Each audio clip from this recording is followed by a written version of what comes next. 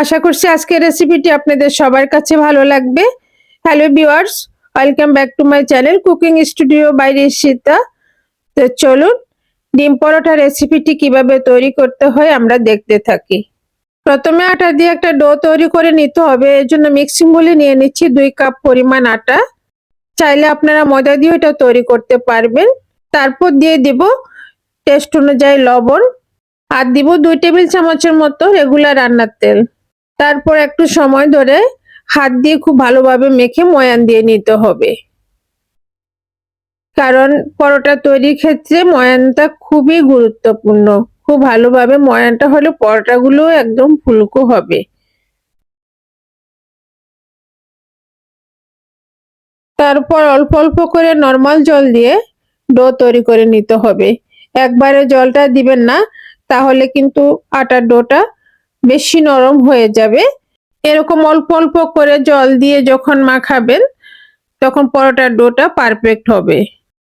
পরোটা তৈরির ক্ষেত্রে যদি পরোটার ডোটা পারফেক্টলি ভাবে তৈরি করা হয়, তাহলে পরোটাগুলো অনেক বেশি ফুলকো হবে, সফট হবে, সুন্দরও হবে। ডোটা মাখা হয়ে গেছে, তার উপরে 1 চা চামচের মতো রান্নার তেল দিয়ে 20 মিনিটের জন্য ঢাকনা দিয়ে ঢেকে রেস্টে রেখে দিব। 20 মিনিট অপেক্ষা করার পর দেখেন আটার ডোটা একেবারে সফট হয়ে গেছে। এখন আরো কিছুক্ষণ সময় ভালোভাবে মথে তারপর লেচি কেটে নিব। লেচিগুলো একটু বড় করে কেটে নিতে হবে, কারণ এটার ভিতরে ডিম দিব, তাই একটু মোটা হবে। চাইলে পাতলাও করতে পারেন, তবে মোটা করলে পরোটাগুলো তৈরি করতে সহজ হবে। আমি এখানে প্রত্যেকটি লেচি 1 মুঠ সমান করে কেটে নিচ্ছি, তাহলে পরোটাগুলো একই সমান হবে, কোনোটা ছোট কোনোটা বড় এমনটা হবে না। তারপর হাতে গোল শেপ করে নিচ্ছি, হাতে মধ্যে এভাবে গোল শেপ করে নিতে। প্রত্যেকটা লেচি এভাবে গোল শেপ করে নেবেন, তাহলে বেলতে সুবিধা হবে, খুব তাড়াতাড়ি বেলা যাবে। সবকিছু রেডি হয়ে গেছে। তো এখন চলেন পরোটা বানাতে। একটা লেচি নিয়ে বেলনিতে তার উপরে আটা ছড়িয়ে দিব। প্রথমে পাতলা একটা রুটি বানিয়ে নিব।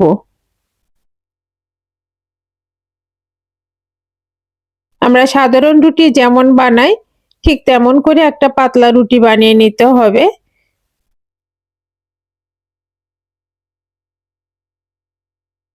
ডোটা দেখেছেন কত সুন্দর হয়েছে। পরোটার সুন্দর হবে যদি আপনার মাখাটা ঠিক থাকে এবং জলের পরিমাণটা ঠিক থাকে।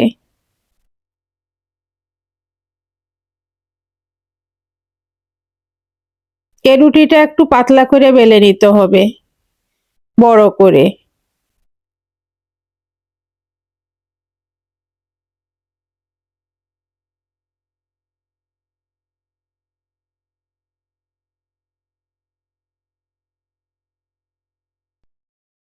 তার উপরে দিয়ে দিয়ে দিব তেল। এখানে শুধু তেল দিলেই হবে, তেলের সাথে আটা দিতে হবে না। অনেকেই আটাও মিশিয়ে দেন, শুধু তেল দিলেই হবে, এখানে আটা দিতে হবে না। তেলগুলো এভাবে পুরো রুটির উপরে ছড়িয়ে দিতে হবে।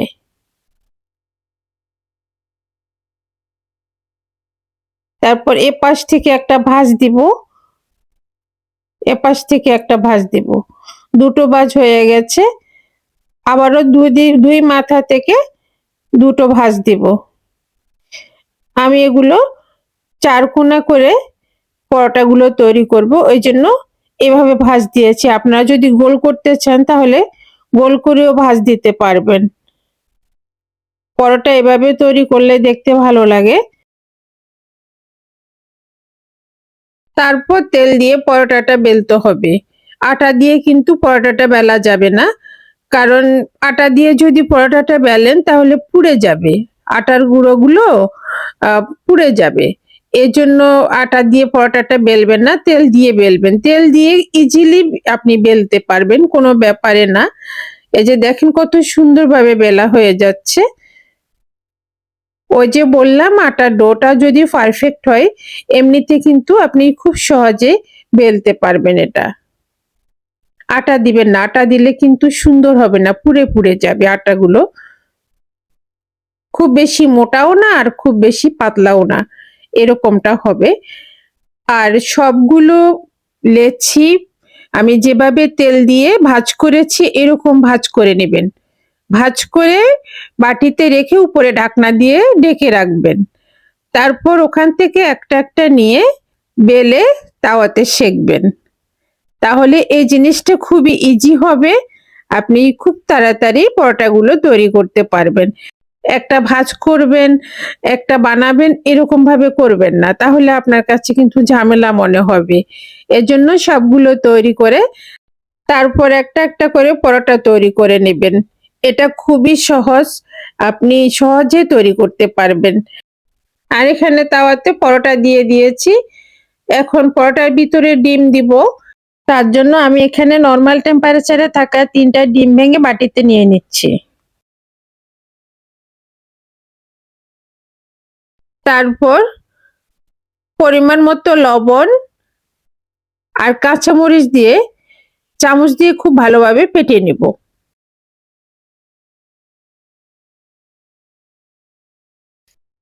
এখানে পরোটার এক পিঠ হয়ে গেছে, উল্টিয়ে দিয়েছি।